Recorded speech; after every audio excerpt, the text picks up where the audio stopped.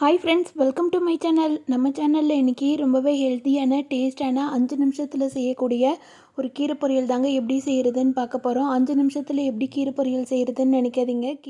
கீரையை வந்து சுத்தம் பண்ணி வச்சுட்டோன்னா அதோட குக்கிங் டைம் பார்த்திங்கன்னா ஜஸ்ட்டு ஒரு 5 மினிட்ஸ்க்குள்ளே தாங்க இருக்கும். கீரை சாப்பிட்றதுக்கு நிறைய பேருக்கு பிடிக்காது. இந்த மாதிரி பொரியல் செய்து கொடுத்திங்கன்னா எல்லாருமே விரும்பி சாப்பிடுவாங்க. ரொம்பவே டேஸ்ட்டாகவும் இருக்கும். வாங்க அந்த டேஸ்ட்டான கீரை பொரியலை எப்படி செய்கிறதுன்னு பார்க்கலாம். இந்த கீரை பொரியல் செய்கிறதுக்கு நான் வந்து இன்றைக்கி சிறுகீரை வந்து ஒரு கட்டு எடுத்துருக்கிறேன். அதை சுத்தம் பண்ணிவிட்டு இந்த மாதிரி பொடி பொடியாக அரிஞ்சு வச்சுக்கோங்க. ஒரு கடாயில் எண்ணெய் சேர்த்துக்கலாம். 2 ஸ்பூன் அளவு எண்ணெய் சேர்த்துக்கோங்க. எண்ணெய் சூடானதும் 1 ஸ்பூன் அளவு கடுகு உளுந்த பருப்பு போட்டு பொரிய விட்டுடுங்க. கடுகு நல்லா பொரிஞ்சு வந்தோடனே சீரகம் வந்து 1½ ஸ்பூன் சேர்த்துக்கோங்க. சீரகமும் நல்லா பொரிஞ்சு வரட்டும். காரத்துக்கு வந்து காஞ்ச மிளகாய் 2 காஞ்ச மிளகாய் மட்டும் துளியோண்டு கிள்ளி போட்டிருக்கிறேன். நான் குழந்தைங்களுக்கு கொடுக்குறதுனால காரம் கம்மியாக போட்டிருக்கிறேன். நீங்கள் பெரியவங்களாக இருந்தீங்கன்னா எக்ஸ்ட்ராவாக 1 மிளகாய் சேர்த்துக்கோங்க. இது கூட சின்ன வெங்காயம் வந்து 2 கைப்பிடி அளவு சின்ன வெங்காயம், அதாவது ஒரு 20 சின்ன வெங்காயத்தை தோல் உரிச்சிட்டு இந்த மாதிரி பொடி பொடியாக அரிஞ்சு வச்சுருக்கிறேன். இந்த கீரை பொரியலுக்கு சின்ன வெங்காயம் நிறைய போட்டிங்கனாலே ரொம்பவே டேஸ்ட்டாக இருக்குங்க.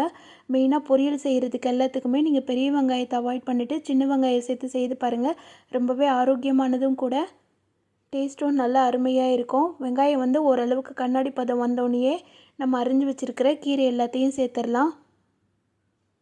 கீரை சேர்த்துட்டு வேக வைக்கும்போது எப்பயுமே தண்ணி ஜாஸ்தியாக ஊற்றக்கூடாதுங்க. இந்த மாதிரி கைப்பிடி வச்சு தண்ணி தெளித்து தான் விடணும்.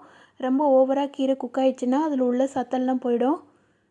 இப்போ இதில் கொஞ்சமாக மஞ்சத்தூள் சேர்த்துட்டு ஒரு 3லேருந்து 4 கைப்பிடி அளவு தண்ணி மட்டும் சேர்த்துருக்குறேன். சேர்த்துட்டு எல்லாத்தையும் நல்லா மிக்ஸ் பண்ணி விட்டுடுங்க.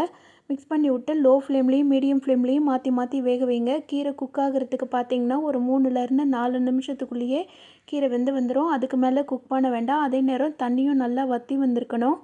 அந்த அளவுக்கு மட்டும் தண்ணி ஊற்றிக்கோங்க. இடையில பரட்டி பரட்டி விட்டிங்கன்னா கீரை வந்து எல்லா பக்கமும் ஒரே ஈவனாக வெந்து வந்துடும்.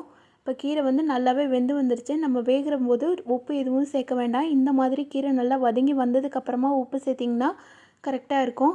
கீரை வெந்துருச்சான்னு சொல்லி செக் பண்ணுறதுக்கு கையில் எடுத்து இந்த மாதிரி லைட்டாக கிள்ளி பார்த்திங்கன்னா ரொம்ப ஈஸியாக கிள்றதுக்கு வரணும்.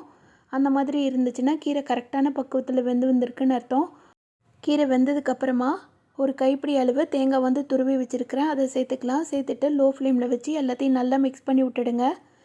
தேங்காய் சேர்த்ததுக்கப்புறமா ஒரு 2 நிமிஷம் நல்லா வதக்கிடுங்க.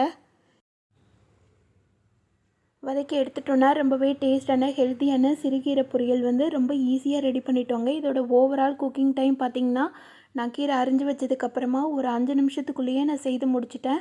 கீரையை நீங்கள் மொதல் நாளே வாங்கி சுத்தம் பண்ணி அரிஞ்சு வச்சிட்டிங்கன்னா அடுத்த நாள் செய்கிறதுக்கு ரொம்பவே ஈஸியாக இருக்கும்.